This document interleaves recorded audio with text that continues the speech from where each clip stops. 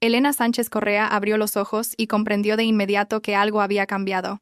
No en la habitación, decorada con el lujo que ella misma había aprobado para el ala VIP de su clínica, sino en el aire, en los movimientos del personal, en la forma en que el director del hospital, el doctor Simón Pardo, hablaba detrás de la puerta con Pablo. La voz de su marido llegaba amortiguada, pero Elena distinguía las entonaciones. Entrecerró los párpados, dejando solo una fina rendija, un viejo truco que usaba en las negociaciones comerciales cuando quería escuchar lo que decían pensando que estaba distraída. Pablo Iglesias. La voz de Simón Pardo sonaba cansada y cautelosa. Debo ser sincero. El estado de Elena es crítico. La insuficiencia hepática progresa a pesar de toda la terapia. Todos los órganos están fallando uno tras otro. Estamos haciendo todo lo posible, pero... ¿Pero qué? En la voz de Pablo se notaba la tensión. Máximo 3 días, quizás menos. Lo siento. Silencio. Elena oía cómo su corazón aún latía. 3 días. Eso significaba que los médicos finalmente admitían lo que ella había sentido la última semana. Su cuerpo se negaba a obedecer. 49 años. Un vasto imperio de clínicas privadas, inmuebles comerciales en el centro de Madrid, acciones, activos, y 3 días. La puerta de la habitación se abrió. Elena no se movió. Pablo entró, y ella percibió el olor de su colonia, esa tan cara que le había regalado por su cumpleaños. Se sentó en el borde de la cama, tomó su mano. Sus dedos eran cálidos, bien cuidados. 3 años atrás, esas manos le parecieron la salvación de la soledad. Un hombre atractivo, 10 años más joven, atento, cortés, trabajaba como administrador en una de sus clínicas. Y cuando la invitó a cenar por primera vez, Elena se sintió como una adolescente. No tenía hijos. Su primer matrimonio se había disuelto 20 años atrás, después de lo cual se dedicó por completo a los negocios. Construyó, se expandió, compró. Todo lo que tenía ahora lo había ganado ella misma antes de casarse con Pablo. Él llegó a su vida cuando ella cumplió 46 años, y de repente, se dio cuenta de que su casa estaba vacía y las noches se hacían interminables. Pablo se inclinó más cerca. Elena apenas respiraba, manteniendo los músculos de la cara relajados.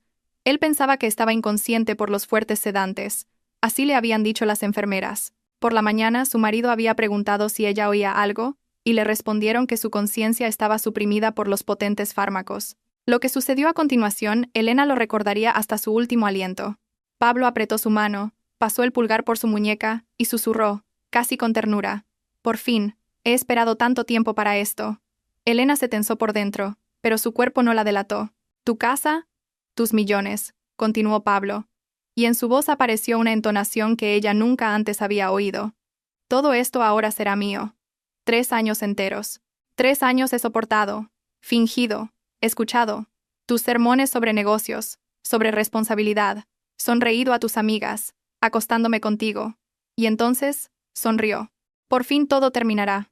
Se levantó, soltó sus dedos, le arregló la manta con una solicitud fingida y salió. Elena lo oyó decir a alguien en el pasillo, probablemente a una enfermera, que vigilaran atentamente a su mujer, que él volvería pronto. Su voz estaba llena de preocupación y dolor. Cuando la puerta se cerró, Elena abrió los ojos. El techo se desdibujó, no por la debilidad, sino por la furia y el terror, porque todo lo que había sucedido en los últimos meses de repente encajó en una imagen clara. El deterioro gradual de su salud. Primero náuseas leves, luego debilidad, mareos. Los médicos lo atribuían al estrés y al exceso de trabajo. Ella misma lo había pensado, pero 3 semanas atrás, cuando tuvo otro ataque en la oficina, la llevaron a la clínica. Los análisis mostraron desviaciones extrañas. Entonces Elena, desconfiando incluso de sus propios médicos, envió una muestra de sangre a un laboratorio externo en Toledo. El resultado llegó 5 días atrás, cuando ya estaba aquí. El análisis toxicológico reveló trazas de una sustancia que no debería estar allí. Un fármaco poco común utilizado en cuidados paliativos para aliviar el sufrimiento de los enfermos terminales. En dosis pequeñas, causa somnolencia. En dosis grandes, insuficiencia hepática y el consiguiente fallo de todos los órganos. Elena no lo había creído entonces. Pensó que era un error del laboratorio, pero pidió que lo repitieran. El segundo análisis lo confirmó. Y ahora, después de las palabras de Pablo, no quedaban dudas. La estaban envenenando sistemáticamente. Durante meses, Elena intentó incorporarse, pero el cuerpo no le respondía. Las manos le temblaban. Yacía mirando al techo, tratando de pensar qué hacer. 3 días. Si los médicos tenían razón, Le quedaban 3 días para arreglarlo todo. Conocía a Pablo. Sabía que era guapo, encantador y vacío por dentro, pero pensaba que le bastaba con una vida cómoda. Idiota. Él quería más. Lo quería todo. Elena giró lentamente la cabeza hacia la puerta. En el pasillo, alguien trajinaba con un cubo. Se oía el chapoteo del agua, el roce de una fregona. Llamó en voz baja. «Joven». El ruido cesó. Unos segundos después, la puerta se entreabrió y una limpiadora asomó la cabeza. Una chica joven, delgada, con el pelo oscuro recogido en un moño. Su rostro era sencillo, agradable, sin maquillaje. Elena la había visto antes. Fregaba los suelos del pasillo, cambiaba la ropa de cama, vaciaba las cuñas. Un trabajo duro y desagradecido. ¿Se encuentra mal? La limpiadora se acercó, preocupada. Ahora mismo llamo a la enfermera. No es necesario. Elena se obligó a hablar con claridad. ¿Cómo te llamas? María. María López. María, cierra la puerta. Necesito tu ayuda. La chica estaba confundida, pero cerró la puerta. Se acercó más, escrutando el rostro de Elena. ¿Está usted bien? ¿Necesita un médico? Estoy completamente consciente. Elena la miró a los ojos. Y necesito que hagas una cosa por mí. No le digas a nadie que estoy lúcida, ni a mi marido, ni a los médicos. Pero llama a mi abogado Javier Ortiz. Su teléfono está en mi móvil, en la mesilla. Dile que Elena Sánchez Correa le pide que venga urgentemente. Un asunto personal. No puedo, María negó con la cabeza. Eso no es parte de mi trabajo. Si se enteran... Si haces todo como te digo... Elena hizo una pausa, reuniendo fuerzas. Recibirás tanto dinero que nunca más tendrás que trabajar como limpiadora, ni fregar suelos ajenos, ni vaciar cuñas, lo digo en serio. La chica la miraba con incredulidad, pero algo brilló en sus ojos. Esperanza, desesperación.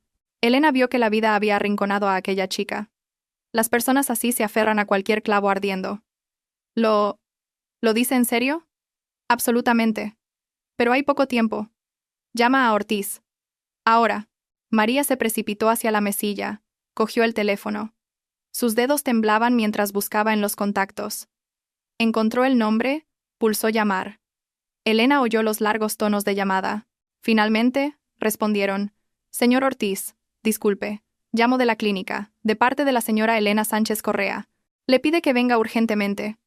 Sí, ella está consciente. Dice que es un asunto personal, muy urgente. La voz del abogado preguntó algo. María repitió. Luego le pasó el teléfono a Elena. Ella lo cogió, apenas pudiendo sostenerlo. Javier, soy yo, dijo.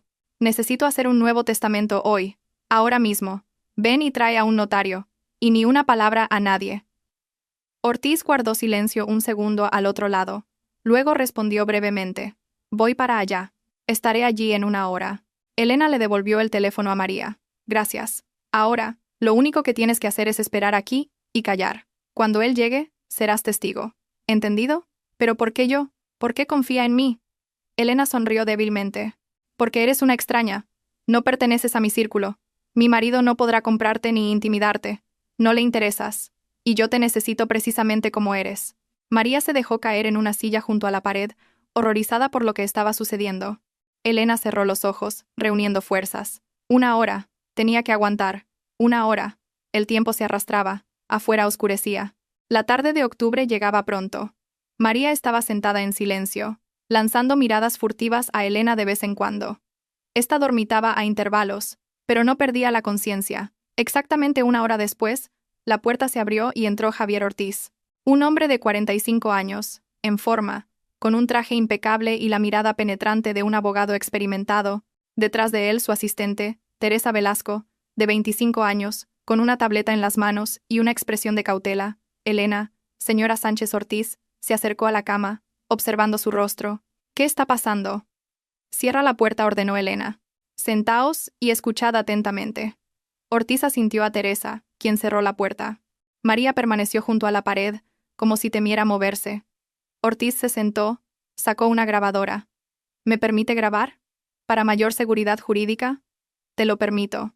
Elena contó la historia, breve y claramente.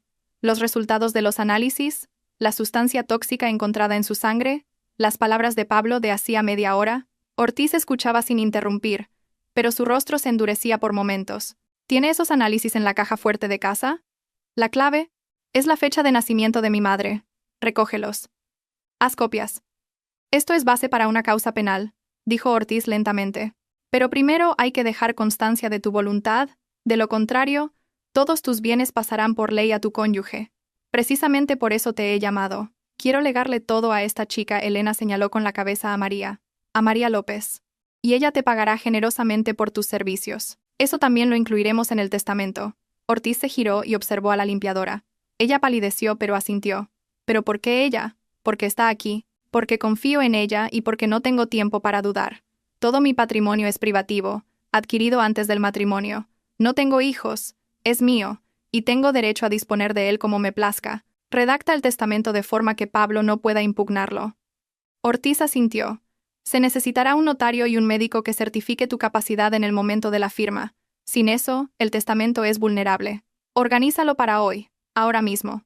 De acuerdo. Teresa, llama a un notario de guardia y busca a un neurólogo o psiquiatra independiente de otra clínica. Que venga de inmediato. Teresa salió, sacando el teléfono. Ortiz se volvió hacia María. Joven, ¿entiende lo que va a ocurrir ahora? María asintió, insegura. No del todo. Usted heredará todos los bienes de la señora Sánchez. La casa, las clínicas, los inmuebles, las cuentas. Se convertirá en una mujer muy rica, pero también en el objetivo de su marido. Él intentará impugnar el testamento. Quizás intente intimidarla, sobornarla o algo peor. ¿Está preparada para eso? María guardó silencio. Luego dijo lentamente. ¿Debo estarlo? Sí. Porque legalmente lo haremos todo correctamente. Pero psicológicamente, será una guerra. Elena intervino. María, no te pido que seas una santa. Cuando recibas el dinero, haz con él lo que quieras. Pero te pido una cosa. Lleva hasta el final el asunto de su envenenamiento. Para que vaya a la cárcel, para que no mate a nadie más, y recompensa generosamente a todos los que te ayuden en esto. ¿Lo prometes? La chica la miraba con lágrimas en los ojos. Lo prometo. Media hora después, en la habitación se reunieron el notario, un hombre mayor con un maletín y un sello, un psiquiatra de un hospital cercano, una mujer de unos 50 años, Ortiz, Teresa, María y la propia Elena.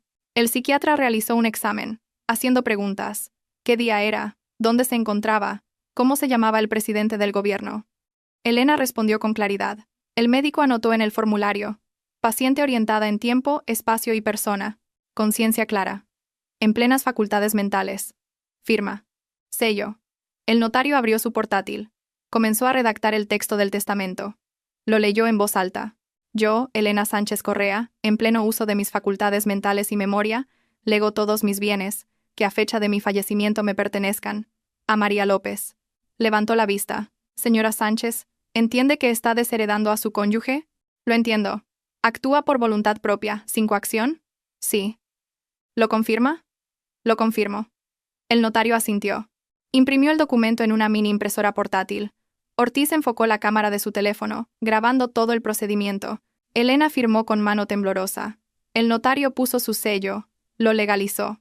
Actuaron como testigos Teresa y una enfermera del ala contigua, para excluir cualquier reclamación. Cuando todo terminó, el notario guardó el documento en una carpeta. Lo depositaré en la notaría. Mañana por la mañana haré copias compulsadas. Todo se hará conforme a la ley. Elena asintió. Las fuerzas la abandonaban. Ortiz se inclinó. Señora Sánchez, me encargaré de la toxicología. Reuniré todos los análisis. Me pondré en contacto con la Policía Nacional. Pablo responderá por esto. Gracias, susurró ella. Todos salieron. Solo quedó María. Estaba de pie junto a la cama, sin saber qué decir. Vete a casa, dijo Elena, cansada. Mañana nos veremos, quizás. María asintió y salió. Elena se quedó sola. Miraba la oscuridad tras la ventana y pensaba. 3 días, quizás menos. Pero lo había logrado. Había conseguido privar a Pablo de aquello por lo que la estaba matando. Y eso era lo único que importaba ahora. Murió durante la noche. En silencio. Sin sufrimiento. Las enfermeras la encontraron por la mañana. Pablo, cuando se lo comunicaron, rompió a llorar en el pasillo. Fuerte, de forma ostentosa. El personal de la clínica lo consolaba. Él les daba las gracias, apretando un pañuelo, mientras en sus ojos danzaban chispas de triunfo. La mañana comenzó con una llamada telefónica.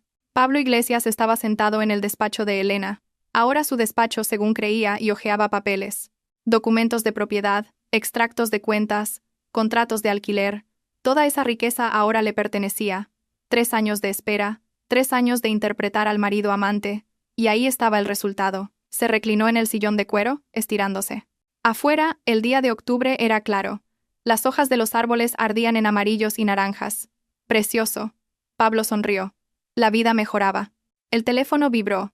Victoria Aguilar. Contestó. Sí, mi amor, ¿cómo estás? La voz de su amante sonaba cautelosa. Perfectamente. Ha muerto esta noche. En silencio. Sin testigos. Los médicos dicen que fue insuficiencia hepática. Sin preguntas. ¿Estás seguro? Absolutamente. Lo calculé todo. La dosis era mínima, extendida durante meses. El fármaco se descompone rápido, apenas deja rastro. Incluso si alguien quisiera investigar, no encontrarían nada. Victoria guardó silencio. ¿Y el testamento? ¿Qué testamento? No hizo ninguno. Lo comprobé. Todos los bienes son privativos. No hay hijos. Así que heredo yo como cónyuge. La ley está de mi parte. Espero que tengas razón. Victoria, no te pongas nerviosa. En 6 meses lo formalizaré todo, venderé las clínicas, los inmuebles y nos iremos. Donde tú quieras, al extranjero. Habrá dinero para varias vidas. Victoria suspiró. Está bien. Solo ten cuidado. No te apresures. Finge el duelo. Soy un profesional, sonrió Pablo. No me enseñes tú a mí. Colgó y se acercó al mueble bar donde Elena guardaba el brandy de Jerez de colección. Se sirvió una copa. La probó. Excelente. Todo en esa casa era excelente. Y ahora todo era suyo. Llamaron a la puerta. Entró la asistenta, una mujer mayor con los ojos enrojecidos. Señor Iglesias, ha venido el abogado. El señor Javier Ortiz. Pablo frunció el ceño. Ese Ortiz siempre había sido demasiado listo y demasiado atento. Elena le confiaba todos los asuntos legales. ¿Qué querría? Que pase. Ortiz apareció en el despacho, elegante con su traje impecable y rostro serio. No le tendió la mano. Solo asintió. Señor Iglesias. Mi más sentido pésame. Gracias, Pablo fingió una mueca de dolor. Es una tragedia. Sin duda. Necesito discutir con usted varias cuestiones legales. Le escucho. Ortiz se sentó sin esperar invitación. Sacó una carpeta. La señora Sánchez dejó un testamento. Pablo se tensó. ¿De verdad? ¿Cómo es que no le había dicho nada sobre un testamento? ¿Y qué dice? Todos los bienes que le pertenecían en el momento de su muerte han sido legados a otra persona. Pausa. Pablo no entendió de inmediato el significado de sus palabras. Luego volvió a preguntar. ¿Quiere decir que no soy el heredero según el testamento? La señora Sánchez dispuso de su patrimonio de otra manera. Pablo se levantó de un salto. Eso es imposible. Estaba en coma. ¿Cuándo pudo? Ortiz lo miró con frialdad. El testamento se formalizó un día antes de su muerte. En presencia de un notario, un psiquiatra que confirmó su plena capacidad mental y 2 testigos. Todo es absolutamente legal. ¿A quién? Pablo sintió un escalofrío en la espalda. ¿A quién se lo legó? Eso se anunciará en la notaría. Mañana a las 10 de la mañana. Su asistencia es obligatoria. Lo impugnaré. Pablo golpeó la mesa con el puño. No estaba en su sano juicio, estaba enferma. Tenemos un informe médico sobre su plena capacidad en el momento de la firma. Tenemos una grabación de vídeo, el testimonio del notario. Ortiz se levantó. Le aconsejo que se prepare mentalmente y contrate a su propio abogado. Salió sin despedirse. Pablo se quedó solo, respirando con dificultad. Un testamento. ¿Cómo se había atrevido? ¿Cómo había tenido tiempo? Cogió el teléfono, marcó el número de Victoria. Tenemos un problema enorme. A la mañana siguiente Pablo se presentó en la notaría. Con él iba Victoria. La presentó como una amiga de la familia que lo apoyaba en estos momentos difíciles. El notario, el mismo hombre mayor, los recibió en su despacho. Allí ya estaban sentados Ortiz y su asistente, Teresa Velasco. ¿Dónde está el heredero?, preguntó Pablo bruscamente. La heredera ha enviado un representante, respondió el notario. Sus intereses los representa el abogado Ortiz, en base a un poder notarial. ¿Quién es? ¿Dónde está? El notario abrió la carpeta. Sacó un documento. Según el testamento de Elena Sánchez Correa, la única heredera de todos sus bienes es la señora María López, con domicilio en... ¿Quién es esa?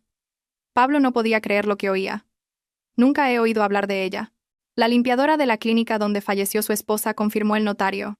Victoria agarró a Pablo del brazo, apretando para advertirle. Él se tragó la rabia. Se obligó a hablar con calma. Esto es absurdo. Elena no conocía a esa chica. ¿Cómo pudo legarle todo? Ortiz respondió con voz neutra. La testadora tiene derecho a legar sus bienes a cualquier persona. La ley no exige que explique sus motivos. Pero estaba enferma. Incapacitada. Al contrario, Ortiz puso sobre la mesa el informe médico. Aquí está el acta del psiquiatra que la evaluó justo antes de firmar el testamento. Conclusión. En plenas facultades, conciencia clara, voluntad libre. También existe una grabación de vídeo del procedimiento. El notario certificó personalmente su voluntad. Todo se formalizó impecablemente. Pablo sintió que el suelo se abría bajo sus pies. ¿Y a mí? El notario explicó con la paciencia de quien aclara lo obvio. El patrimonio de su esposa fue adquirido antes del matrimonio. Por lo tanto, son bienes privativos, no gananciales. Usted, como cónyuge supérstite, solo tiene derecho a su parte de los bienes gananciales. Lo que se adquirió o ganó durante los 3 años de matrimonio, la casa, las clínicas, los inmuebles comerciales, las cuentas, todo eso pertenecía a la señora Sánchez antes de casarse. Según el testamento, esos activos pasan a la señora López. O sea, que a mí, nada. Usted tiene su sueldo de estos 3 años, sus ahorros personales, el coche a su nombre. Esa es su parte de los bienes gananciales. Pablo guardó silencio. Le zumbaba la cabeza. 3 años. 3 años envenenándola, soportándola, fingiendo. ¿Para qué? ¿Para que una maldita limpiadora se llevara millones? ¿Dónde está? Preguntó en voz baja, peligrosamente baja. La señora López ha presentado la declaración de aceptación de la herencia a través de su representante, respondió el notario. No es necesario que conozca su paradero. Quiero hablar con ella. Eso es imposible, intervino Ortiz. Mi clienta no desea reunirse con usted. Impugnaré el testamento, presentaré una demanda. Está en su derecho, pero le advierto que tenemos todas las razones para creer que la impugnación no prosperará. El testamento está redactado de forma jurídicamente impecable. La voluntad de la testadora está expresada claramente. Los documentos médicos confirman su capacidad. No hay motivos para declarar nulo el testamento. Pablo se levantó, tambaleándose. Victoria lo sujetó por el codo. Salieron de la notaría en silencio. En la calle, Pablo se detuvo y se volvió hacia Victoria. Se ha derrumbado todo, susurró. No todo. Victoria lo miró con dureza. Encontraremos a esa chica, la obligaremos a renunciar, la intimidaremos, la sobornaremos, no importa. Lo importante es actuar rápido. Ortiz la ha escondido en algún sitio. La encontraremos. Tengo contactos. Gente que sabe buscar. Dame un par de días. Pablo asintió. El odio le hervía en el pecho. Elena lo había engañado. Incluso moribunda, había logrado vengarse. Pero él no se rendiría. No después de todo lo que había invertido. Mientras tanto, en el despacho de Ortiz, había una reunión. Javier estaba sentado a la mesa frente a Teresa Velasco y un detective privado. Andrés Bermejo, un ex policía, hombre corpulento de 42 años con canas en el pelo. La situación es la siguiente, empezó Ortiz. La señora López está a salvo por ahora. Se ha ido a una provincia cercana, ha alquilado una habitación, ha encontrado un trabajo temporal, pero Iglesias la buscará. No se detendrá. ¿Qué puede hacer?, preguntó Teresa. Intimidarla, sobornarla, forzarla a renunciar a la herencia. En el peor de los casos, eliminarla físicamente si se niega. Estamos tratando con un hombre que envenenó sistemáticamente a su mujer. Es capaz de mucho. Bermejo asintió. Revisaré todas las cámaras de seguridad de la clínica. Rastrearé quién contactó con la señora Sánchez en los últimos meses. Comprobaré las farmacias, qué compró Iglesias, qué medicamentos. Si la envenenó, quedaron rastros. Bien. Un punto más. Necesitamos una causa penal. Sin ella, Iglesias seguirá libre y continuará su casa de María. Ya he preparado la denuncia para la Policía Nacional. Adjunto los informes toxicológicos que hizo Elena Sánchez. Se ve claramente en la sangre una sustancia que no tomaba por prescripción médica. Teresa puntualizó. ¿Y si la autopsia no confirma el envenenamiento? Lo confirmará. Elena era meticulosa. Envió los análisis a 2 laboratorios independientes. Los resultados son idénticos. Además, registró el empeoramiento de su estado por fechas, llevaba un diario de síntomas. Todo esto son pruebas indirectas pero de peso. ¿A quién le pasaremos el caso? Al inspector Vicente Bravo. Trabaja en la UDEV. Es un profesional, No acepta sobornos. Si alguien puede llevar este caso a juicio, es él. Bermejo se levantó. Empiezo a trabajar. Mañana presentaré los primeros resultados. Se fue. Ortiz se volvió hacia Teresa. Contacta con María. Dile que todo va según lo previsto. Que se mantenga oculta. Que no llame la atención. Si pasa algo, que me llame de inmediato. De acuerdo. Y otra cosa. Revisa todos los documentos de la señora Sánchez. Contratos, actas, extractos. Quiero estar seguro de que cada activo está protegido legalmente. Iglesias intentará encontrar lagunas. Las cerraremos de antemano. Teresa asintió y salió. Ortiz se quedó solo. Abrió la caja fuerte. Sacó una copia del testamento. La releyó. Todo correcto. Cada palabra, cada coma. Elena Sánchez era una mujer inteligente. Incluso muriendo lo había planeado todo al detalle. Recordó su última conversación en la habitación del hospital. Cómo lo miraba. Tranquila, sin miedo. Javier, sé que me estoy muriendo, pero quiero que él no reciba nada. Ni un céntimo. Que entienda que me mató para nada. Señora Sánchez, ¿está segura de que quiere dárselo todo a la señora López? Apenas la conoce. La conozco. Lo suficiente. Es honesta. Trabaja por una miseria, alquila una habitación, paga un crédito por el tratamiento de su madre fallecida. A gente así no se la puede comprar. A gente así se le puede confiar la venganza. ¿La venganza? Sí. Quiero que Pablo vaya a la cárcel. Que lo juzguen por mi asesinato. Y María es testigo. Vio cómo entraba en mi habitación. Escuchó lo que dije después. Ayudará a la investigación. Me lo prometió. Ortiz asintió entonces, y ahora cumplía la promesa hecha a su clienta moribunda. Guardó el testamento de nuevo en la caja fuerte y cogió el teléfono. Marcó el número del inspector Bravo. Inspector Bravo, soy Ortiz. Tengo material para usted. Un posible asesinato premeditado por envenenamiento sistemático. Le enviaré los documentos. Es un caso complejo pero prometedor. Bravo guardó silencio al otro lado. Envíelos. Les echaré un vistazo. Gracias. Espero su respuesta. Ortiz colgó. Ahora tocaba esperar. Esperar a que la maquinaria de la justicia comenzara a funcionar. Lenta, pero inexorablemente. Y mientras, en una pequeña habitación alquilada en una ciudad cercana, María López estaba sentada en un viejo sofá mirando por la ventana. Afuera lloviznaba una fina lluvia de otoño. Las gotas resbalaban por el cristal, fusionándose en arroyos sinuosos. Todavía no se lo creía. Todo parecía un sueño. 2 días atrás, fregaba los suelos de un pasillo de hospital, cobraba un sueldo miserable, contaba los céntimos hasta fin de mes. Y hoy, el abogado Ortiz le había comunicado que era la heredera de una enorme fortuna. María no se alegraba. Tenía miedo, porque entendía que el marido de la señora Sánchez no la dejaría en paz. Vendría. La buscaría. ¿Y entonces qué? El teléfono vibró. Teresa Velasco. Señora López. ¿Cómo está? Bien. Estoy en casa. Perfecto. No salga si no es necesario. Iglesias ya ha empezado a buscarla. Estamos siguiendo sus movimientos. Por ahora no sabe dónde está usted. Pero tenga cuidado. De acuerdo.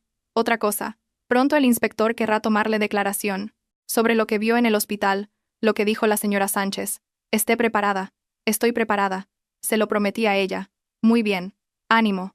María colgó. Recordó el rostro de Elena Sánchez.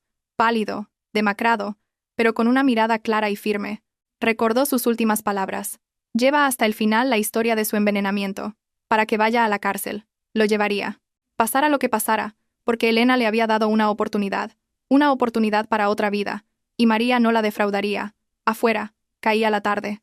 En otra ciudad, Pablo Iglesias recopilaba información, hacía planes, se preparaba para el ataque, y aquí, en una habitación tranquila, la chica que ayer no era nadie, se preparaba para defenderse. El juego había comenzado, y las apuestas eran demasiado altas como para perder. El inspector Vicente Bravo estaba sentado en su despacho en la comisaría, estudiando los materiales que le había enviado el abogado Ortiz. La carpeta era gruesa. Informes médicos, análisis toxicológicos de 2 laboratorios independientes, extractos del historial clínico, el diario personal de la difunta señora Sánchez, donde anotaba los síntomas por fechas. Bravo era un inspector experimentado, con reputación de meticuloso e incorruptible. No le gustaban los casos mediáticos, pero cuando los cogía, los llevaba hasta el final. Ahora leía el informe toxicológico por 3ª vez. Todo encajaba. En la sangre de la señora Sánchez se habían encontrado restos de un fármaco utilizado en medicina paliativa para aliviar el sufrimiento de los enfermos terminales, y en dosis altas es mortalmente peligroso. Una sustancia rara, de prescripción estricta. La señora Sánchez no tenía cáncer. ¿De dónde había salido? Bravo cogió el teléfono y llamó a Ortiz. Señor Ortiz, he recibido los materiales. Una pregunta. ¿Tenía la señora Sánchez alguna razón para tomar ese fármaco? Ninguna. Su médico de cabecera confirmó que no le había recetado nada parecido. Es más, fue la propia Elena quien sospechó que algo iba mal, y se hizo los análisis en secreto en un laboratorio externo. Los resultados le sorprenderán, pero son fiables. Entendido. ¿Quién tenía acceso a su comida y medicamentos? Principalmente su marido, Pablo Iglesias. Vivían juntos. Le preparaba el té, le traía las pastillas. La asistenta venía 3 veces por semana, pero llevaba con ella 20 años, de total confianza. Los demás contactos eran esporádicos. El móvil del marido es la herencia. La señora Sánchez poseía una red de clínicas, inmuebles comerciales, cuentas importantes, todo adquirido antes del matrimonio, sin hijos. Si hubiera muerto sin testamento, todo habría ido a parar a Iglesias, como único heredero legal, pero dejó testamento. Sí, un día antes de morir. A favor de una persona ajena, la limpiadora López. Iglesias se quedó sin nada. Interesante. Así que tenía móvil, medios y oportunidad. La tríada clásica. Exactamente. Además, hay un testigo. La señora López escuchó cómo la señora Sánchez me contaba sus sospechas. Está dispuesta a declarar. ¿Dónde está ahora? En un lugar seguro. Iglesias la está buscando activamente. Intenta intimidarla, hacer que renuncie a la herencia. Temo por su vida. Bravo frunció el ceño. De acuerdo. Abro diligencias por un presunto delito de asesinato según el artículo 139 del Código Penal. Ordenaré la exhumación, una segunda autopsia forense. Si se confirma el envenenamiento, a Iglesias le caerá una buena condena. Una condena larga. Gracias, inspector Bravo. De nada, solo hago mi trabajo. Bravo colgó y se puso a redactar la orden de apertura de la investigación. El trabajo sería minucioso, pero le gustaban esos casos, cuando todo encaja en una imagen clara, cuando el criminal cree que se ha librado y luego se da cuenta de que la red se está cerrando. 2 días después, el inspector obtuvo la orden judicial para la exhumación del cuerpo de la señora Sánchez. El procedimiento se llevó a cabo de forma discreta, sin publicidad. Las muestras se enviaron para su análisis al Instituto Nacional de Toxicología y Ciencias Forenses. Mientras los expertos trabajaban, Bravo empezó a recopilar pruebas indirectas. Encargó a sus ayudantes que revisaran las grabaciones de las cámaras de seguridad de las farmacias del barrio donde vivía la señora Sánchez. La tarea era simple: averiguar si Iglesias había comprado aquel fármaco. El resultado llegó una semana después. En la grabación de una farmacia privada se veía claramente a Pablo Iglesias. Se acerca al mostrador, habla con la farmacéutica, le da dinero y recibe una caja. La fecha era de 2 meses antes de la muerte de la señora Sánchez. Bravo citó a la farmacéutica a declarar. Una mujer de unos 50 años, nerviosa, asustada. ¿Recuerda a este hombre? El inspector le mostró una foto de Iglesias. Sí, lo recuerdo. Vino varias veces. ¿Qué compraba? Un medicamento para cuidados paliativos. Dijo que su madre tenía cáncer, que los médicos le habían permitido tomarlo en casa para que no sufriera. ¿Le enseñó una receta? La farmacéutica palideció. No, dijo que la había perdido. Me ofreció pagarme más. Y yo acepté. Necesitaba el dinero. ¿Cuántas veces lo compró? 4 o 5. No lo recuerdo exactamente. Bravo asintió. ¿Se da cuenta de que ha infringido la ley? Vender medicamentos con receta sin ella. Y si este fármaco se usó para un asesinato, usted es cómplice. La mujer se echó a llorar. No lo sabía. Lo juro, no lo sabía. Escriba una declaración. Confiese voluntariamente. Eso atenuará su culpa. Pero tendrá que declarar en el juicio. Ella asintió, secándose las lágrimas. Bravo le dictó el acta. Ella firmó. Un hilo más que conducía a Iglesias, documentado oficialmente. Mientras tanto, el detective privado Andrés Bermejo llevaba su propia investigación. Revisó todas las grabaciones de las cámaras de seguridad de la clínica donde estuvo ingresada la señora Sánchez. Estudió quién entraba en su habitación, cuándo y por cuánto tiempo. Pablo Iglesias aparecía con regularidad, traía fruta, flores, se sentaba junto a la cama. En las cámaras parecía un marido ejemplar. Pero un día, Bermejo notó un detalle. Iglesias entra con un termo, se queda 10 minutos, sale sin el termo. 1 hora después, una enfermera entra a recoger la vajilla. El termo está vacío. Bermejo revisó los informes médicos. Ese día, el estado de la señora Sánchez empeoró bruscamente. náuseas, debilidad, confusión. Los médicos lo atribuyeron a la progresión de la enfermedad. El detective encontró a esa enfermera. La entrevistó de manera informal. ¿Recuerda ese día? El señor Iglesias le trajo a su mujer té en un termo. Sí, lo recuerdo. La señora Sánchez bebió un poco, y luego dijo que el té estaba amargo. Pensé que era porque estaba muy cargado. ¿Y qué dijo Iglesias? Nada. Sonrió y dijo que ella siempre había sido muy tiquismiquis. Bermejo tomó nota de la declaración. Un ladrillo más en el muro de la acusación. Paralelamente, rastreaba los movimientos de Iglesias tras la lectura del testamento. Pablo había contratado a gente, dos tipos corpulentos de una agencia de seguridad privada. Rastrillaban la ciudad preguntando a antiguos compañeros de trabajo de María, vecinos, conocidos. Buscaban a dónde se había ido. Bermejo informaba a Ortiz. Iglesias se ha activado. Sus hombres ya han averiguado que López alquilaba una habitación en las afuerzas. Interrogaron a la casera. Les dijo que la chica se había mudado hacía una semana, sin dejar nueva dirección. La encontrarán tarde o temprano. Sí, tienen recursos. Debemos anticiparnos. Propongo organizar un encuentro entre la señora López y los hombres de Iglesias, pero bajo nuestro control. Registraremos el intento de presión, de intimidación. Eso servirá de base para otra denuncia penal por coacciones y amenazas. Ortiz lo pensó. Arriesgado, pero una opción viable. Hablaré con María. Se puso en contacto con ella y le explicó el plan. La chica no aceptó de inmediato. Tenía miedo, pero Ortiz la convenció. María, la encontrarán de todos modos. Es mejor que ocurra en nuestros términos. Estaremos cerca. No le pasará nada, y acorralaremos aún más a Iglesias. De acuerdo, dijo ella en voz baja. Lo haré. Bermejo organizó una filtración de información. A través de un conocido en la agencia de seguridad, le hizo llegar a los hombres de Iglesias un chivatazo. López trabaja en un pequeño laboratorio privado en la ciudad cercana de Ávila. La información llegó a Pablo en 2 días. Inmediatamente se dirigió allí junto con Victoria Aguilar y 2 de sus matones. El plan era simple: encontrar a la chica, intimidarla y obligarla a firmar la renuncia a la herencia. Si no aceptaba, presionar más fuerte. Siguieron a María por la tarde, cuando salía del laboratorio, y la rodearon en una calle desierta. Pablo se adelantó, sonriendo. Señora López, por fin, tenemos que hablar. La chica retrocedió. Pablo continuó, sin levantar la voz. Has recibido lo que me pertenece por derecho. Elena era mi mujer.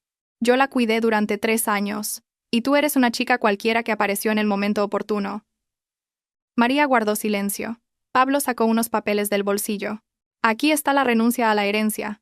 Si firmas, te dejaré 50.000 euros, suficiente para saldar tus deudas y empezar una nueva vida. Si te niegas, hizo un gesto hacia los matones, te arrepentirás. No voy a firmar, logró decir María. Pablo frunció el ceño. Victoria se acercó, hablando con voz melosa. Cariño, no entiendes con quién te has metido. Pablo no es de los que se rinden. Si no firmas por las buenas, te obligará. Y te dolerá. Piensa en ti, en tu salud. He dicho que no. Uno de los hombres se movió hacia adelante, pero en ese momento, de la esquina apareció Bermejo.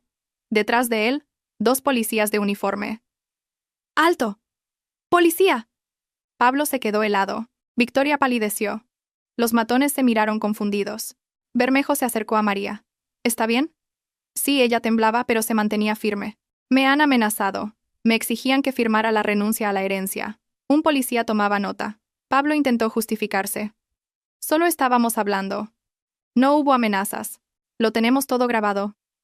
Bermejo sacó una grabadora del bolsillo de María. Cada palabra, incluida la frase sobre que se arrepentiría si se negaba. Pablo comprendió que lo habían pillado. Los policías levantaron acta, lo detuvieron a él y a Victoria para tomarles declaración. A los matones los dejaron ir con la obligación de presentarse. En comisaría, a Pablo lo retuvieron hasta la mañana siguiente. Luego lo soltaron con la obligación de no abandonar la ciudad, pero el caso ya estaba abierto. Bravo recibió los informes y abrió diligencias por un delito de coacciones y amenazas con violencia. Ahora, contra Iglesias había 2 causas: el asesinato de su mujer y las amenazas a la heredera. La situación se volvía crítica. Pablo regresó a la casa que ya no le pertenecía. Victoria estaba sentada en el sofá, sujetándose la cabeza y lamentándose. Todo se está desmoronando, Pablo. Nos están acorralando. Cállate, le espetó él. Estoy pensando. ¿En qué hay que pensar? Hay que huir, mientras podamos. ¿Huir a dónde? No tengo dinero. Elena se lo legó todo a esa maldita chica. Solo me queda mi mísero sueldo de 3 años, que ya no existe. Entonces, ¿qué hacemos? Pablo guardó silencio. Sabía que tenía poco tiempo. El inspector estaba investigando. El detective recopilaba pruebas. Los testigos declaraban. Pronto lo detendrían. Y entonces todo habría terminado. Necesitaba un plan. Desesperado, arriesgado, pero un plan. Cogió el teléfono y llamó a uno de sus matones. Escucha con atención. Necesito información sobre López. Todo lo que encuentres. Dónde vive, dónde trabaja, quién la protege. Pago el doble de lo habitual. El hombre aceptó. Pablo colgó. Victoria lo miraba con horror. ¿Te has vuelto loco? ¿Después de lo que ha pasado? ¿Otra vez? No me rendiré, la interrumpió Pablo. He invertido 3 años en esa vieja. 3 años. Y ahora una limpiadora se lo va a quedar todo. No, la obligaré a renunciar, cueste lo que cueste. Victoria se levantó. Entonces sin mí. No quiero ir a la cárcel por tu culpa. Pues lárgate de aquí, le soltó Pablo. Ya no te necesito. Ella dio un portazo. Pablo se quedó solo. Se sentó en la oscuridad respirando con dificultad. El odio lo desbordaba. Hacia Elena, que lo había engañado. Hacia María, que le había robado su futuro. Hacia Victoria, que había huido dejándolo solo. Hacia Ortiz, que lo había convertido todo en una guerra legal. Pero no se rendiría. Jamás. Y mientras tanto, el inspector Bravo estudiaba nuevo material. Los resultados del análisis forense llegaron antes de lo esperado.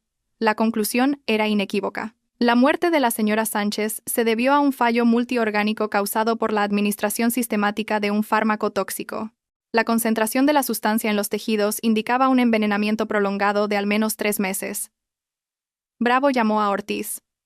Señor Ortiz, la autopsia está lista. Se confirma el envenenamiento.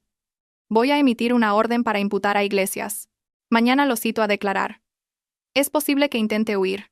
Por eso solicitaré al juez prisión provisional. El riesgo de fuga y de presión sobre los testigos es evidente. De acuerdo. Manténgame informado. Bravo terminó la llamada y se puso a preparar los documentos. La soga se estaba apretando. Pronto, Pablo Iglesias estaría donde merecía. Tras las rejas. Pablo Iglesias recibió la citación a las 8 de la mañana. Un mensajero le entregó el sobre y le pidió que firmara. Pablo lo abrió. Citación. Para declarar en la comisaría como imputado por un delito de asesinato según el artículo 139 del Código Penal, lo releyó 2 veces. Eso significaba que la autopsia estaba lista, que habían encontrado pruebas, ya no quedaba tiempo. Pablo arrojó la citación sobre la mesa, cogió el teléfono y llamó al matón. ¿Has encontrado dónde vive exactamente López en Ávila? Sí. Alquila una habitación en la calle Segovia, número 17. No tiene protección, pero el detective Bermejo aparece de vez en cuando. Perfecto. ¿Cuánto te debo? 10.000 euros. Los tendrás, pero necesito un último servicio. Quiero que la asustes, de verdad, que entienda que o renuncia a la herencia, o... ¿Y la policía? ¿Y si la vigilan en casa? No te preocupes, lo haremos discretamente. ¿O qué? O la encontrarán en una zanja. El matón guardó silencio y añadió. Eso ya es otro precio y otros riesgos. 20.000 en efectivo. La mitad ahora, la mitad después. ¿Cuándo? Esta noche. Iré yo mismo. Tú vienes conmigo. Llevamos a otro hombre de confianza. Trato hecho. Pablo colgó. La adrenalina se le disparó. Sabía que era una locura. El inspector ya le pisaba los talones. Mañana tenía la declaración. Podían detenerlo. Pero si no hacía nada, perdería definitivamente. Y si López renunciaba a la herencia, el caso se desmoronaría. Sin herencia no hay móvil. Sin móvil, la acusación se debilita. Recogió sus cosas, dinero, documentos, un teléfono de repuesto. Dejó una nota para la asistenta diciendo que se iba a casa de un amigo un par de días, que los nervios no le daban para más. Se subió al coche y fue a reunirse con su matón. Mientras tanto, en Ávila, María López terminaba su jornada laboral. El laboratorio cerraba a las 6 de la tarde. Se cambió y salió a la calle. Noviembre se había instalado. Viento frío, humedad. Oscurecía pronto. María caminaba por una calle desierta hacia la parada del autobús. El teléfono vibró. Teresa Velasco. María. ¿Dónde está? Voy a casa. He terminado de trabajar. Bermejo no podrá pasar a recogerla hoy. Tiene otro asunto. Tenga mucho cuidado. Si pasa algo, llame de inmediato. De acuerdo. María guardó el teléfono.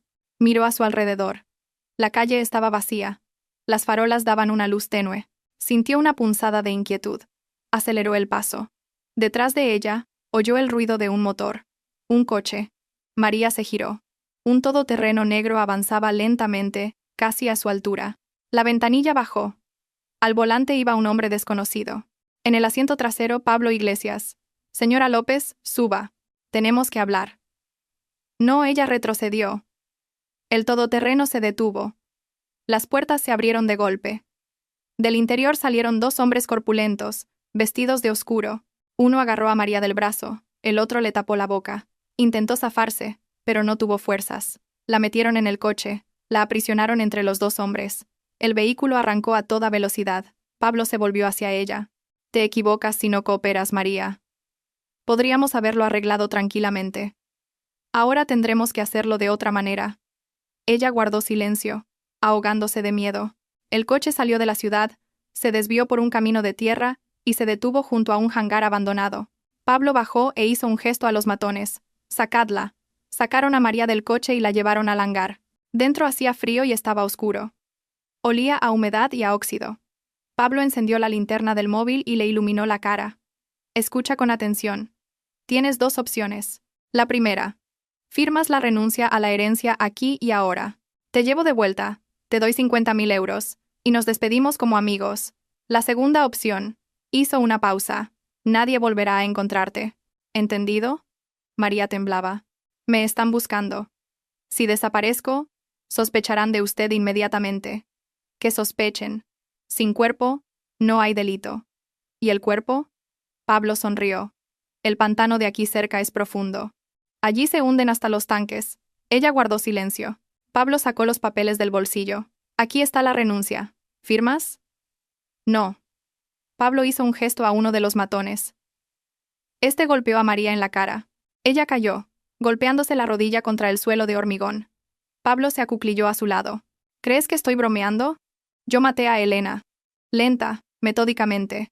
Durante 3 meses le eché veneno en el té. La vi consumirse y me dio igual. ¿Crees que contigo me comportaré de otra manera? María levantó la cabeza y lo miró a los ojos. La sangre le brotaba del labio partido. Es usted un asesino, y lo meterán en la cárcel, tarde o temprano. Pablo se levantó y le dio una patada en el estómago. Ella se dobló de dolor, volvió a acuclillarse. Te lo pregunto por última vez. ¿Firmas? Ansiosa por el dinero ajeno. María guardó silencio. Pablo se enderezó e hizo un gesto a sus hombres. Preparad el coche. La llevamos al pantano. Allí nos encargaremos. En ese momento, afuera se oyeron sirenas. Pablo se quedó helado. Los matones corrieron hacia la puerta, pero en el hangar ya irrumpían policías con las armas en alto. ¡Alto! ¡Manos a la cabeza! Pablo intentó huir, pero lo redujeron y le pusieron las esposas. A los matones también los detuvieron. Detrás entró Bermejo, se acercó a María y la ayudó a levantarse. ¿Cómo está? ¡Viva!, carraspeó ella. Bien hecho. Aguante. Han llamado a una ambulancia. Sacaron a Pablo del hangar y lo metieron en un coche de policía. Miraba a María con odio. Ella estaba de pie, apoyada en Bermejo. Y por primera vez en mucho tiempo sintió que todo iría bien. Bermejo se lo explicó más tarde en el hospital, cuando los médicos le curaron las heridas. Estábamos rastreando el teléfono de Iglesias. Cuando salió de la ciudad, supimos que tramaba algo. Nos pusimos en contacto con la policía local, coordinamos la operación. Llegamos a tiempo. Gracias. María sostenía una bolsa de hielo sobre el labio partido. Si no fuera por ustedes, no piense en eso. Lo importante es que está viva. Iglesias ahora pasará mucho tiempo en la cárcel. Intento de asesinato, secuestro, amenazas. Más el caso principal. El asesinato de la señora Sánchez. Le esperan unos 20 años. María asintió. El dolor iba remitiendo. Cerró los ojos, recordando el rostro de Elena Sánchez. La promesa que le había hecho. La había cumplido.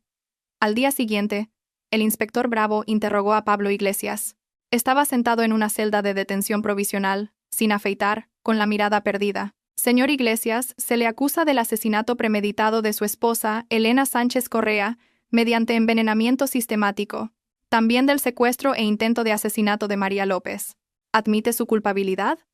No, Pablo miraba fijamente la mesa. Tenemos la autopsia que confirma el envenenamiento. Tenemos testigos que lo vieron comprar el fármaco en la farmacia sin receta. Tenemos grabaciones de las cámaras de seguridad de la clínica donde le llevaba té a su mujer en un termo, después de lo cual ella empeoraba. Tenemos la grabación de su conversación con la señora López, donde dice explícitamente: «Yo maté a Elena. Durante 3 meses le eché veneno. ¿Quiere que ponga la grabación?» Pablo guardó silencio. Bravo encendió la grabadora. La voz de Pablo sonaba nítida. «Yo maté a Elena. Lenta, metódicamente. Durante 3 meses le eché veneno en el té. La vi consumirse y me dio igual». Bravo apagó la grabación. Es su voz. Pablo no respondió. Bravo continuó. También tenemos la declaración de la señora López, a quien secuestró, golpeó y amenazó de muerte si no renunciaba a la herencia. Su cuerpo presenta lesiones documentadas. Sus matones ya han declarado, confirmando que actuaron bajo sus órdenes. Señor Iglesias, se ha acorralado usted mismo. Lo único que puede ayudarle es una confesión sincera. Pablo levantó la cabeza. Quiero un abogado. Está en su derecho. El interrogatorio ha terminado. Bravo salió de la celda y llamó a Ortiz. Señor Ortiz, Iglesias está detenido. El juez ha decretado prisión provisional. La fuga y la presión sobre los testigos quedan descartadas. Podemos pasar a la siguiente fase. Excelente. Estoy preparando los documentos para el caso civil. Iglesias sigue impugnando el testamento, pero ahora su posición es aún más débil. El tribunal verá a un hombre acusado de asesinar a su mujer intentando quedarse con sus bienes. Resulta cínico. De acuerdo. ¿Qué posibilidades tiene de ganar el caso civil? Nulas. El testamento está formalizado impecablemente. El informe médico de capacidad, la grabación de vídeo, el testimonio del notario, todo está en su sitio. El tribunal desestimará su demanda sin dudarlo. Entonces solo queda el caso penal. Sigo recopilando pruebas. Pronto lo remitiré a la fiscalía para que formalice la acusación. Manténgame informado. Bravo terminó la conversación. El trabajo seguía su curso. Unas semanas más, y el caso llegaría a juicio. Mientras tanto, en la ciudad cercana, María López estaba sentada en el apartamento que Ortiz le había alquilado. Un lugar seguro. Vigilancia las 24 horas. Miraba por la ventana el cielo de noviembre y pensaba en cómo había cambiado su vida. Hacía un mes, no era nadie. Fregaba suelos, cobraba un sueldo de miseria, vivía en una habitación alquilada, y ahora era la heredera de una enorme fortuna, testigo clave en un caso penal, una mujer a la que habían intentado matar. El dinero no la alegraba. Todavía no, porque entendía que tenía un precio, la vida de Elena Sánchez. Y ese precio conllevaba una obligación. El teléfono sonó. Ortiz. Señora López, ¿cómo está? Bien. Los moratones están desapareciendo. Me alegro. Tengo noticias. Iglesias está en prisión. La investigación está reuniendo las últimas pruebas. Pronto el caso irá a juicio. Paralelamente, sigue el proceso civil por el testamento. En un mes habrá una resolución. ¿Y qué debo hacer yo? Esperar, declarar cuando se lo pidan, y prepararse para que después del juicio se convierta en la legítima propietaria de todos los bienes de la señora Sánchez. María guardó silencio. Señor Ortiz, ¿y si no quiero, qué no quiero todo esto? El dinero, las casas, las clínicas. Me da miedo. No sé cómo vivir con todo esto. Ortiz suspiró. María, Elena la eligió a usted por una razón. Vio en usted algo que no había en los demás. Honestidad, quizás, o simplemente bondad. Quería que usted tuviera una oportunidad. No renuncie a ella. Acepte el dinero, construya su vida. Pero recuerde, le prometió llevar el caso hasta el final. Y cumplirá su promesa. Lo recuerdo. Eso es lo importante. Ánimo. Pronto todo habrá terminado. María colgó y miró una foto de Elena Sánchez que Ortiz le había dado. Una mujer de mediana edad, con un rostro inteligente y una mirada firme. Había tenido una vida difícil, había construido un negocio, había perdido el amor, y luego la habían traicionado y asesinado. María dijo en voz baja al vacío: «Llevaré el caso hasta el final, lo prometo». Y en el centro de detención, Pablo Iglesias yacía en su litera mirando al techo. Su vida se había derrumbado. Todo lo que había construido en 3 años se había desmoronado en un mes. Elena lo había vencido, incluso después de muerta. Recordaba sus últimos días, cómo yacía en la cama del hospital, pálida, débil, cómo le susurraba, creyendo que estaba inconsciente, cómo se regocijaba, mientras ella lo oía todo, lo entendía todo, y le asestaba un golpe de vuelta del que nunca se recuperaría. Pablo cerró los ojos. En la celda hacía frío, y el aire estaba viciado. En algún lugar goteaba agua. Su compañero de celda roncaba. La vida continuaba, pero para él se había detenido. Se acordó de Victoria. Se fue cuando sintió el peligro. Una mujer lista. Siempre había sido más lista que él. Lo utilizó, igual que él había utilizado a Elena. Pablo se giró hacia la pared. Mañana, otro interrogatorio. Luego el juicio, luego la sentencia. 20 años, quizás más. No viviría para ver la libertad. A su edad, 20 años eran una condena a muerte. Sonrió con amargura. Elena sabía lo que hacía. Le había dejado la vida, pero le había quitado todo aquello por lo que había vivido. Era peor que la muerte. Afuera se oyeron pasos. La guardia traía a alguien nuevo. La puerta de la celda de al lado chirrió. Pablo no se movió. Le daba igual. Elena había ganado, y su victoria era absoluta. Pasó medio año. La primavera llegó inesperadamente rápido. La ciudad se llenó del olor a vegetación fresca. María López estaba de pie junto a la ventana de su nuevo apartamento, mirando la avenida de abajo. El apartamento era espacioso, luminoso, con techos altos. Su apartamento, comprado con el dinero de Elena. En esos meses, muchas cosas habían cambiado. La instrucción del caso concluyó. El caso de Pablo Iglesias fue remitido a juicio. Paralelamente, terminó el proceso civil por el testamento. El tribunal reconoció la voluntad de Elena Sánchez como legal y fundada, desestimando la demanda de impugnación de Iglesias. María se convirtió oficialmente en la heredera de todos los bienes: la casa, las clínicas, los inmuebles comerciales, las cuentas. Todavía no podía creerlo. Hacía solo medio año. Necesitaba dinero desesperadamente. Y ahora disponía de millones. El teléfono sonó. Ortiz. Señora López, mañana se dicta la sentencia. ¿Asistirá? Sí, por supuesto. De acuerdo. Nos vemos en la puerta del juzgado a las 9 de la mañana. Al día siguiente, María llegó a la audiencia provincial.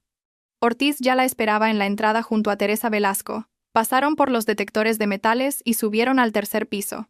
La sala era pequeña, pero estaba llena de gente. Periodistas, familiares de otros acusados, abogados. Pablo Iglesias estaba sentado en el banquillo de los acusados. Había adelgazado, estaba demacrado, con barba de varios días. A su lado, Victoria Aguilar, también acusada, pero por delitos menos graves. Miraba al suelo, evitando las miradas ajenas. La jueza entró, una mujer seria de mediana edad, con toga y puñetas blancas. Todos se pusieron en pie. La jueza se sentó, se puso las gafas y abrió una carpeta. En nombre de Su Majestad el Rey, la Audiencia Provincial, habiendo visto y oído en juicio oral y público la causa seguida por los delitos de asesinato, detención ilegal y secuestro contra Pablo Iglesias, y por complicidad en detención ilegal y secuestro contra Victoria Aguilar, ha dictado la siguiente sentencia. Empezó a leer la sentencia. María escuchaba atentamente. Cada palabra era importante. Se considera probado que el acusado, Pablo Iglesias, estando casado con Elena Sánchez Correa, con la intención de apoderarse de su patrimonio, le administró sistemáticamente en la comida y bebida un fármaco tóxico utilizado en medicina paliativa. Las acciones del acusado provocaron en la víctima un fallo multiorgánico y su posterior muerte. La jueza pasó la página. La culpabilidad de Iglesias queda acreditada por las siguientes pruebas.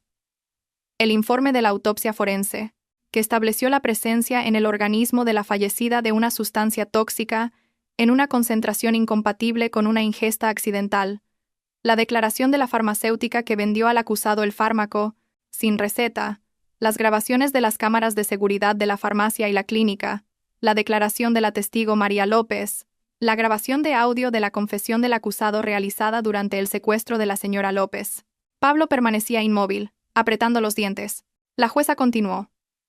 Además, Iglesias cometió el secuestro de la señora López con el fin de coaccionarla para que renunciara a la herencia.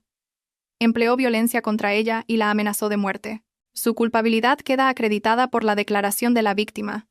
Los testigos, los agentes de policía que encontraron a la señora López en el hangar abandonado, el informe médico de las lesiones y la grabación de las amenazas. Hizo una pausa, mirando a Pablo. El tribunal considera la culpabilidad de Iglesias plenamente probada. No se aprecian circunstancias atenuantes. Por el contrario, existen agravantes. El delito se cometió por motivos económicos, con especial crueldad hacia una persona cercana. El acusado no ha mostrado arrepentimiento, ni ha admitido su culpabilidad. María apretaba las manos sobre las rodillas. Ortiz le puso una mano en el hombro para tranquilizarla. La jueza leyó la parte dispositiva. En virtud de los artículos del Código Penal, El tribunal falla. Se condena a Pablo Iglesias como autor de un delito de asesinato, un delito de secuestro y un delito de detención ilegal, a la pena de 22 años de prisión, que deberá cumplir en un centro penitenciario de régimen cerrado. Pablo se estremeció y se agarró a los barrotes. Victoria sollozó. La jueza pasó a su caso. Se condena a Victoria Aguilar como cómplice de un delito de secuestro y un delito de detención ilegal, a la pena de 7 años de prisión, que deberá cumplir en un centro penitenciario de régimen ordinario. La jueza cerró la carpeta. Contra esta sentencia cabe recurso de apelación. Se levanta la sesión. Todos se pusieron en pie. La guardia condujo a Pablo y a Victoria hacia la salida. Pablo se giró y cruzó la mirada con María. En sus ojos había odio, pero también algo más: la conciencia de su total fracaso. María lo miró con calma. No sentía regocijo. Simplemente había cumplido la promesa hecha a Elena Sánchez. Había llevado el caso hasta el final. Salieron de la sala. Ortiz abrazó a María por los hombros. Todo ha terminado. Es usted libre. Gracias. Ella sonrió débilmente. A usted, a Teresa, a Bermejo, al inspector Bravo. Sin ustedes, nada de esto habría sido posible. Solo hicimos nuestro trabajo. Y usted fue muy valiente. Eso es lo principal. Bajaron las escaleras del juzgado. Afuera brillaba el sol.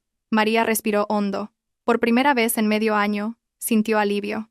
María se convirtió en la legítima propietaria de la casa de Elena Sánchez, 3 clínicas privadas, 2 centros comerciales, locales de oficinas y cuentas bancarias. La suma era enorme, cerca de 40 millones de euros. María contrató a gerentes para las clínicas, a agentes inmobiliarios para vender parte de los inmuebles.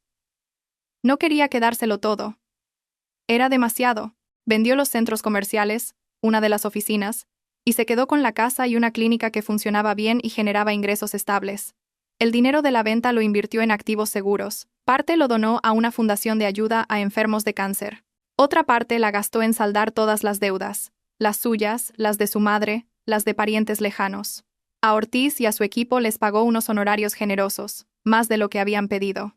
A Bermejo también. Al inspector Bravo le regaló un reloj caro. No podía aceptar dinero, pero aceptó el regalo. Gracias a usted, dijo Bravo, estrechándole la mano. No cualquiera soporta una presión así. Ha sido usted muy valiente. Solo cumplí una promesa.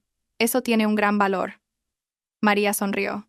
Bravo se fue, y ella se quedó sola en el despacho de Ortiz. Javier le sirvió un té y se sentó frente a ella. ¿Y ahora qué, señora López? No lo sé. Quiero vivir tranquila, sin miedo, sin persecuciones. Quiero estudiar, sacarme la carrera de psicología. Ahora tengo la oportunidad. Es una buena decisión. A Elena le gustaría que fuera usted feliz. Lo intentaré. Ortiz asintió. Si necesita algo, no dude en contactarme. Siempre la ayudaré. Gracias. Terminó el té, se despidió y salió a la calle.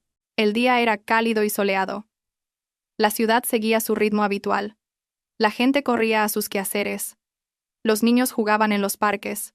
Los dependientes atendían a los clientes. María cogió un taxi y dio una dirección. La casa de Elena Sánchez, ahora su casa, estaba en un barrio tranquilo, rodeada de un jardín. Entró, recorrió las habitaciones, todo estaba limpio y ordenado. La asistenta se había jubilado, pero venía una vez por semana a ventilar y limpiar. María subió al segundo piso y entró en el dormitorio de Elena. La habitación era espaciosa, luminosa. Sobre la mesilla había una foto. Elena de joven, guapa, segura de sí misma. María sacó las llaves de la casa de su bolso y las dejó sobre la mesilla, junto a la foto. Dijo en voz baja: «Señora Sánchez, he hecho todo como me pidió. Pablo está condenado. Le han caído 22 años. Ya no envenenará a nadie, no engañará a nadie. Gracias por su confianza. Intentaré ser digna de lo que me ha dejado». Se quedó un momento en silencio. Luego salió de la habitación. Bajó a la sala de estar. Se sentó en un sillón junto a la chimenea y cerró los ojos. Todo había terminado. Pablo estaba en la cárcel. Victoria también. La herencia estaba formalizada, las deudas saldadas. La vida empezaba de nuevo. María recordó aquel día en la habitación del hospital, cuando Elena la llamó. Recordó sus palabras: «Si haces todo como te digo, nunca más tendrás que trabajar como limpiadora». Entonces, le pareció el delirio de una enferma. Y ahora era la realidad. Abrió los ojos y miró la chimenea. La vida le había dado una oportunidad. Elena le había dado una oportunidad y no la malgastaría. Se quedó con la casa, pero vivía allí poco. Pasaba más tiempo en el apartamento del centro. La clínica generaba ingresos. Los gerentes trabajaban honestamente. María controlaba las finanzas, pero no interfería en la gestión operativa. Entendía que aún no sabía lo suficiente. María pensaba a menudo en Pablo.